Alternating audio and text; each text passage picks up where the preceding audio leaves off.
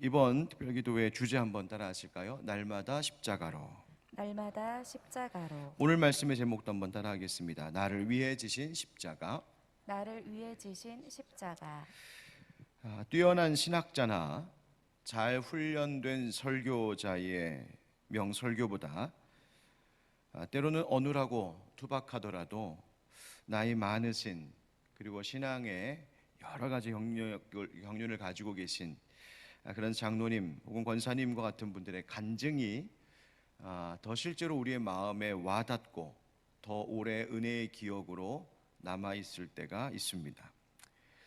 그것은 아무리 명쾌한 성경 해석과 탁월한 교리 강의와 같은 설교라고 할지라도 그것이 삶의 깊은 체험에서 오는 한마디 한마디가 가져오는 그 힘을 따라올 수 없기 때문입니다.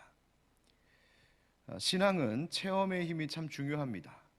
물론 신앙생활 하는 데에 배우고 깨닫고 아는 것, 그것이 기초가 되는 것이 반드시 필요하고 또 그것을 지적으로 동의하는 것도 우리에게 필요합니다만, 거기에 체험의 불이 당겨지지 않으면 마치 마른 장작 쌓아놓기만 하고 왜 따뜻하지 않느냐고 불평하는 것과 똑같습니다. 불이 붙지 않은 장작으로는 따뜻하게 할 수도 없고 고구마 한 조각도 구워낼 수 없습니다. 오히려 작은 촛불 같은 그 하나일지라도 불이 붙어 있는 것, 그 작은 체험이 우리의 신앙을 생명력 있게 하는 법입니다. 여기 한 사도의 간증이 있습니다. 오늘 본문은 사도 바울 자신이 회심했던 그 체험을 간증하고 있는 내용인데요. 오늘 말씀도 성경의 한 부분이기 때문에 이것을 물론 성서학적으로 또 언어의 의미를 하나씩 풀어내고 교리적으로 분석해 볼 수도 있겠지만, 그보다는 한 사람이, 한 하나님의 일꾼이 담담히 그리고 뜨겁게 자기의 체험을 들려주고 있는 간증자로서의 바울의 마음, 그 마음을 있는 그대로 느끼면서 오늘 본문을 대하는 것이 선행되어야 하지 않을까 생각해 봅니다. 그래서 이 본문을 조금 더 실제로 다가오는 말로 제가 제 언어로 읽어드리려고 합니다. 고난주간을 맞이하여서 바울 사도가 특별히 우리 하늘빛 광성교회의 간증자로 초대되어 강대상 앞에 나와 우리에게 특별 간증을 하고 있다, 그렇게 한번 상상해 보면서 이 이야기를 한번 들어보시면 어떨까요? 사랑하는 하늘빛 광성교회 형제자매 여러분, 제가 여러분께 전하는 이 기쁜 소식에 대하여 여러분을 다시 한번 깨우쳐 드리려고 이 말씀을 드립니다. 이 기쁜 소식, 복음은 여러분이 이미 받은 것으로 그 위에 여러분의 신앙을 굳게 세웠습니다. 여러분은 이 기쁜 소식 때문에 구원을 받을 것입니다. 다만 여러분이 제가 전한 이 말을 굳게 지키고 헛되게 믿지 않는다면 말입니다. 저는 제가 전해받은 가장 중요한 이야기를 지금 여러분께 전해드립니다. 그것은 그리스도께서 성경의 말씀대로 우리 죄를 위해 죽으셨다는 것과 무덤에 묻히셨던 그분이 3일 만에 다시 살아나셨다는 사실입니다. 다시 사신 그분은 베드로에게 나타나 보이셨고 12제자에게도 나타나 보이셨고 심지어 500명이 넘는 형제들에게 동시에 나타나 보이셨습니다. 물론 그분을 본 사람들 중에 덜어는 이미 세상을 떠나기도 했지만 대부분의 사람들은 지금까지 살아있어 그분이 다시 사셨음의 증인이 되어주고 있습니다. 그 후에 그분은 야고보에게도 나타나 주셨고 그리고 모든 사도들에게도 나타나셨죠. 그런데 이게 웬일인가요? 웬 은혜인가요? 그분이 마침내 제게도 나타나 주셨습니다. 저 같은 사람에게 말입니다. 여러분 아시죠? 저는 어머니 뱃속에서 만삭도 되지 않아 태어난 칠삭둥이 같은 사람이었습니다. 그리고 저는 사도들 중에서도 정말 가장 보잘것없는 사람입니다. 제가 하나님의 교회와 성도들을 얼마나 박해했었는지 여러분도 잘 아시지 않습니까? 그때를 생각하면 사실 저는 사도라고 불릴 자격도 없는 사람입니다. 그러나 여러분, 저는 압니다. 제가 이렇게 될 수 있는 것, 그것은 다 하나님의 은혜로 된 것입니다. 하나님이 주신 은혜로 된 것이니 제게 주신 그분의 은혜가 결코 헛되지 않습니다. 그래서 저는 그 은혜가 너무 감사하고 감사해서 다른 사도보다 더 많이, 더 열심히 주님을 위해 일해 왔습니다. 그렇지만 이제 와서 돌아보니 그것도 제가 한 것이 아니더군요. 제가 그렇게 할 수 있었던 것도 제 힘이 아니라 사실은 저와 함께 해주신 하나님의 은혜였습니다. 이 처음부터 끝까지가 전부가 하나님의 은혜입니다. 아멘. 여러분, 오늘 본문의 말씀을 이렇게 들어보니까 어떠십니까? 좀 새로우시죠? 바울의 간증 중에 어떤 고백이 가장 크게 와닿으시나요? 어떤 분은 오늘 이 간증을 들으면서 제가 칠삭동이 같이 부족하고 연약했던 사람입니다 라고 하는 그 말에 공감하시는 분도 계실 테고, 어떤 분은 제가 하나님의 교회와 성도들을 얼마나 핍박했었는지 제가 참 부끄럽습니다 라고 하는 그 말에서 아유, 나도 그랬는데, 나도 옛날에 믿기 전에 믿는 내 식구들, 다른 사람들 그렇게 핍박하고 조롱했는데, 그런 마음도 아마 들었을지 모르겠습니다. 또 어떤 분은 지금까지 이렇게 살아서 주님 위해 일할 수 있었던 것, 내가 우리의 가정과 우리의 교회와 우리에게 맡겨주신 그 일들을 감당할 수 있었던 이 모든 것이 다 하나님의 은혜입니다 라고 바울이 고백한 것처럼 저도 그렇습니다, 저도 그렇게 하나님의 은혜로 살아왔습니다 라고 고백하시는 분들이 있으리라 생각됩니다.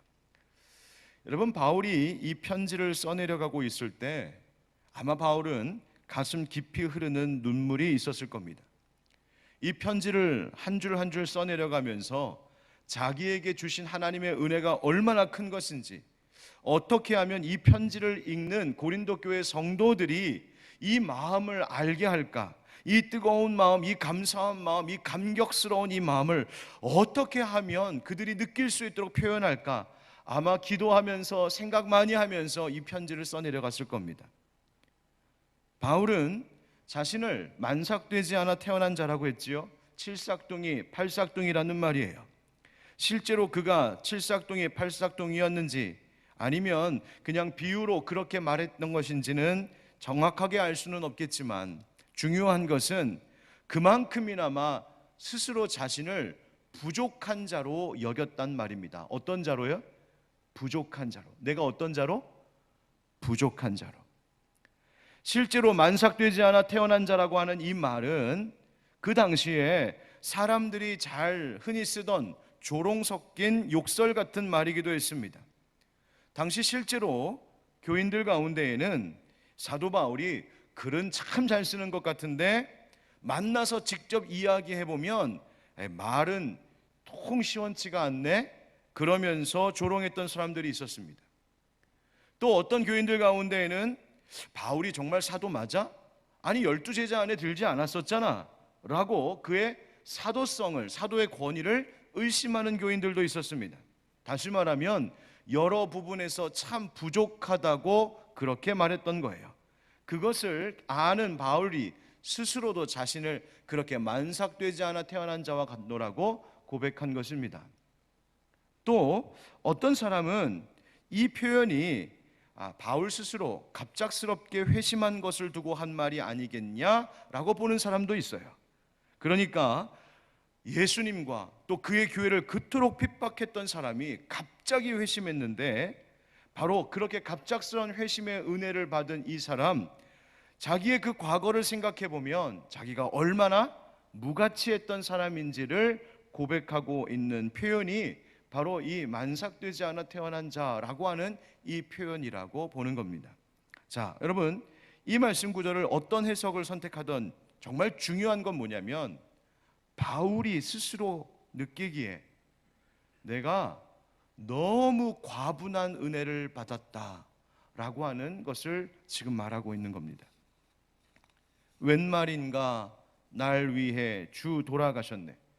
웬일인가 웬 은혜인가 그 사랑 크셔라.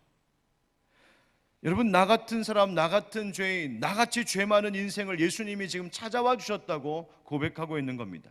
그분이 나를 만나 주신 것만이 아니라 나를 변화시켜 주시고 나를 복음 전하는 사도로, 하나님의 일꾼으로 삼아 주신 것에 감격하고 있는 거예요. 그러니 과분한 은혜인 거죠. 나 같은 사람에게 무슨 이런 은혜를. 얼마 전 우리 교회 한 권사님과 우리가 받은 은혜에 대한 이야기를 대화하며 주고받다가 권사님이 이런 말씀을, 이런 표현을 하시더군요. 아유, 우리가 참 염치가 없죠. 염치 없이 날마다 또 은혜 받고 염치 없이 또 사랑받고 용서받으며 삽니다. 그런 말을 해주셨어요. 제가 그 말을 듣고 얼마나 와닿던지 제가 설교 때 그 얘기 꼭 해야겠습니다 했어요. 맞아요, 여러분. 우리가 참 염치 없이 주님 사랑받고 살고 있습니다. 참 염치 없이 주님의 자녀가 하나님 자녀가 되었고요. 참 염치 없이 오늘도 하나님 앞에 이렇게 나와 예배드리고 있습니다. 여러분, 그렇지 않은가요? 우리 중에 누가 나는 하나님께 그런 은혜, 그런 사랑 받을 만해. 나는 하나님께 그런 은혜 받기에 충분해라고 말할 수 있는 사람, 여러분, 우리 가운데 누가 있겠어요? 누구보다 제가 그렇습니다. 저야말로 그렇습니다. 여러분, 제가 목사라고요? 저는 요즘도 지금 목사 안수 받은 지가 꽤 됐는데 요즘도 목사님이라고 저를 부르면 깜짝깜짝 놀랄 때가 있습니다. 제가 이 귀한 교회를 목회하는 목사가 되고 여러분들 앞에서 하나님의 말씀을 감히 설교한다? 여러분, 염치 없는 일입니다. 이게 부끄러운 줄 알아야 되는 사람이 여기 있어요. 제가 과거에 어떻게 살았었는지를 세세히 아는 분이 오늘 이 시간 이 자리에 어딘가에 지금 앉아 계시다면, 그러다가 저와 눈이 지금 딱 마주친다면 아마 저는 부끄러워서 당장이라도 강단에서 내려오고 싶은 마음이 들 정도의 사람입니다. 근데 제가 이렇게 하고 있어요. 목회하고 있고요, 이렇게 설교하고 있어요. 다 하나님의 은혜입니다. 그럼 그렇게 과분하도록 부어주시는 그 은혜의 핵심이 무엇일까? 오늘 본문 가운데 3절에 이런 말씀이 있죠. 우리 3절 한번 같이 읽어보실까요? 3절 다 같이 시작.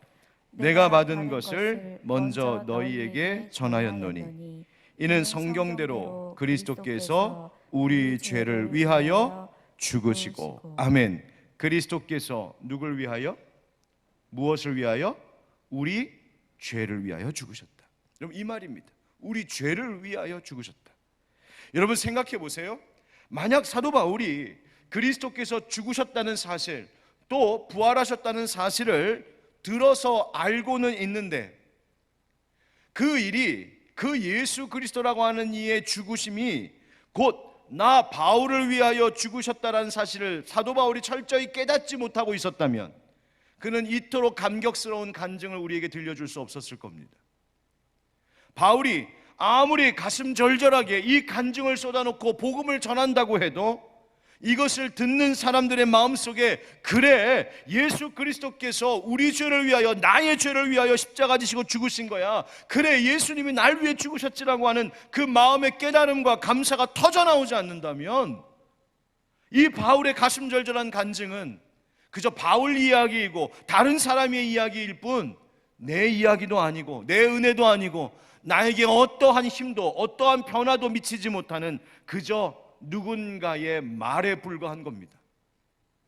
그런데 이 말씀이 전부가 다 하나님의 은혜입니다. 그래서 제가 이렇게 죽을 위험도 무릅쓰고 주님을 위하여, 주님의 교회를 위해서 일해왔습니다라고 하는 이 사도 바울의 말이 나에게도, 우리들에게도 그처럼 다가오고 있는 이유, 감동이 되고 있는 이유, 바울도 이 편지를 처음 읽었던 고린도 교회 성도들도, 그리고 그의 간증을 듣고 있는 우리들도 바로 예수 그리스도께서 성경대로 바로 다른 사람이 아닌 우리 죄를 위하여 십자가 지시고 죽으셨다라고 하는 이 말에 우리가 함께 동의하고 감사하고 있기에 바울의 이 간증이 우리의 마음 가운데 와 닿는 것입니다.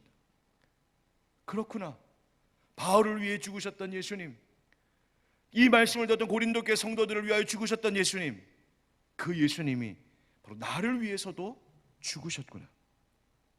여러분, 바로 이 고백이 있으니 오늘 이 말씀의 본문이 우리에게 눈물이 되고 감사가 되고 감격이 되고, 그리고 이 힘든 세상에서도 내일을 또 살아갈 소망과 용기를 얻게 하는 것입니다. 우리 사랑하는 하늘빛 광성교회 형제자매 여러분, 그리고 지금 영상을 통하여 함께하고 계신 우리 모든 하나님의 백성 되신 여러분들, 혹시 이 자리에 계신 분 가운데 혹은 영상으로 말씀을 듣고 계신 분들 중에 아직 바울의 이 간증에 전혀 공감하지 못하고 계신 분이 혹시 계십니까? 아니, 날 위해 죽으셨다고? 그게 무슨 소리야? 날 위해 죽으셨다니. 아니면 과거에 그런 감격의 눈물이 나에게 분명히 있었었는데, 나도 바울처럼 가슴 절절하게 간증할 일이 있었는데, 어느덧 이 세상 살다 보니까 나도 모르게 그 눈물이 바싹 다 말라버리고, 감격이 온데간데 다 사라지고, 마음은 돌처럼 굳어지고, 십자가 은혜에 대하여서 십자가를 볼 때에 아무런 감사도 아무런 환희도 갖지 못하게 되어버린, 여러분 그런 분 혹시 여기 안 계십니까? 만약 그렇다면 오늘 이 새벽의 시간이, 그리고 이번 이 고난주간, 이 특별 새벽 기도의 기간이 바로 그 은혜의 감격을 회복하는 시간 될 수 있기를 간절히, 정말 간절히 주님의 이름으로 축원드립니다. 왜냐하면 그것 없이는 우리가 하는 이 모든 것들이 아무 의미 없기 때문입니다. 예수 그리스도께서 날 위해 죽으셨어. 내가 죽어야 되는데 날 위해 죽으셨다라고 하는 이 사실에 대한 깊은 마음의 깨달음과 공감과 그 감사와 감격이 내 안에 살아나 있지 않다면, 우리가 새벽마다 이 시간을 지키고 새벽마다 영상을 켜서 말씀을 듣고 내가 부지런히 열심히 살아가고 교회 생활하는 게 아무 의미 없기 때문입니다. 예수가 나를 위해서 죽으셨다는 사실을 깨닫지 못한다면 말입니다. 영국의 목사이자 시인이고 찬송가 작사가였던 찰스 웨슬리가 그의 형인 요한 웨슬리와 함께 감리교 운동을 시작했던 사람인데, 이 찰스 웨슬리가 은혜를 받고 변화되어서 살아가던 중에 하나님께 큰 은혜를 받고 성령 받고 거듭남의 큰 체험을 한 지 1년쯤 되었을 때입니다. 가만히 생각해 보니까 지난 1년이 너무 감사했던 거예요. 야, 내가 1년 그 전까지만 해도 주님 알지 못하고 은혜 모르고 그렇게 살았는데 1년 전 이맘때쯤 하나님 내게 주신 그 은혜가 너무너무 커서 내가 이렇게 변화된 삶을 살고 있네. 돌아보니 나의 나 된 것이 전부다. 하나님의 은혜임이 너무나 감격스러웠습니다. 그래서 그 자리에서 찬송시를 지었어요. 그 찬송시가 이 고백입니다. 만입이 내게 있으면 그 입 다 가지고 내 구주 주신 은총을 늘 찬송하겠네. 이 찬양의 가사에 영어 원문 가사가 이렇습니다. Oh, for a thousand tongues to sing my great Redeemer's praise. For a thousand tongues, tongue이라고 하는 건 혀죠, 혀. 말 혹은 입. 그러니까 우리말로 번역한다면 이런 말입니다. 나에게 1000개의 입이 있다면, 1000개의 혀가 있다면 그 많은 입을 가지고 나 뭘 할까? 오직 나를 구원하신 위대한 나의 구원자, 그분을 노래하고 그분을 찬양하는 것에 그 1000개의 입을 다 써야겠네. 그 뜻입니다. 만 입이 내게 있으면, 1000개의 혀가 내 안에 있다면 나는 그 모든 것으로 다 주님 찬양할 겁니다. 무슨 뜻입니까? 내가 받은 그 크신 은혜를 감사하고 노래하고 찬송하기에 내 입 하나, 내 한 개의 입만으로는 너무너무 부족하다는 거예요. 내 입 하나만 가지고 찬양하기에는 내가 받은 은혜가 너무 크다는 거예요. 내게 수많은 입을 주셔도, 내게 수천 개 수만 개의 혀를 나에게 주신다 해도 그 전부를 가지고 노래할 것은 오직 주님 나에게 베풀어 주신 그 십자가 은혜로라고. 난 내게 주신 전부를 가지고 하나님 찬양할 수밖에 없노라고 이 찰스 웨슬리가 그렇게 고백한 거예요. 여러분, 제가 묻고 싶습니다. 우리는 하나님께서 지어주신 이 입을 뭐 하는 데 쓰고 있습니까? 그저 세상의 말 하기에만 다 쓰고 있지 않습니까? 세상의 무의미한 소리 짓거리는 데만 내 이 귀한 입을 쓰고 있지 않습니까? 심지어 하나님 지어주신 이 입으로 불평하고 원망하고 비난하고 욕하고 저주하고 그런 일들에 내 이 귀한 입을 사용하고 있지 않습니까? 여러분, 회개하셔야 합니다. 내게 주신 은혜가 얼마나 큰 것인지 모르고 살았던 죄 회개하셔야 하고, 내게 주신 은혜를 까맣게 잊어버리고 돌같이 굳은 마음 가지고 아무렇지도 않게 그 십자가의 은혜 앞에 무감각해진 그 인생의 죄를 회개해야 됩니다. 오히려 내게 주신 것들로 하나님 찬양하고 하나님 높이지 못하고 내게 주신 입으로 헛되고 악한 말만 쏟아놓고 살았던 우리의 죄를 하나님 앞에 회개해야 됩니다. 그리고 우리 다시 고백해야 됩니다. 하나님, 모든 것이 하나님 은혜입니다. 나의 나 된 것이 하나님 은혜입니다. 이 은혜를 입을 수 있었던 것은 예수 그리스도께서 우리의 죄, 나의 죄를 위해 죽으셨기 때문입니다. 여러분, 우리가 은혜로 회복하려고 하면 그때마다 사탄은 우리를 회방 놓고 조롱하려고 합니다. 야, 바울만 칠삭둥이냐? 너도 칠삭둥이 같은 사람 아니야? 너도 이제까지 그렇게 살아놓고 이제 와서 하나님의 은혜를 노래한다고? 이제 와서 주를 위해 일하겠다고? 염치도 없다. 너 고난주간 특별 새벽기도에 왔지? 특별 새벽기도에만 특별하게 오잖아. 다른 때는 아무런 생각도 없이 지내다가 특별기도회 한다니까만 그때만 오잖아. 염치도 없지. 여러분, 사탄이 우리의 마음에 그렇게 다가올 때 어떻게 해야 될까요? 여러분, 당당하게 말하세요. 그래, 나 염치 없다. 그래, 나도 내가 얼마나 부족한지 잘 안다. 그런데 그런 나를 주님께서, 그런 나를 위하여서 죽으셨다는 사실 너 아냐? 하나님의 은혜는 누구에게나, 세상 어떤 사람에게나 과분할 수밖에 없는 은혜다.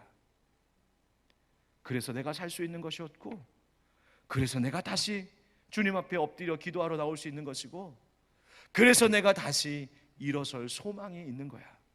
사단아, 물러가라. 담대하게 믿음으로 외칠 수 있어야 돼요. 여러분, 우리는 늘 과분한 은혜 받습니다. 누가복음 15장 탕자의 이야기를 여러분 기억하시죠? 탕자가 깨닫고 아버지의 집으로 돌아올 때 아버지는 이미 그 거리가 먼 데서 아들 탕자를 먼저 기다리고 있었어요. 탕자가 알아보기도 전에 아버지가 먼저 탕자가 돌아오는 것을 알아채 주셨어요. 성경에 보니까 아버지가 그를 보고 측은하게 여겼다 합니다. 불쌍히 여겼다고. 그래서 그 불쌍한 마음에 달려가서 그 목을 끌어안고 울었다고 되어 있어요. 근데 그 다음이 재밌어요. 아버지가 이 탕자에게 어떻게 합니까? 제일 좋은 옷을 입혀줘요. 손가락에 가락지를 끼워줘요.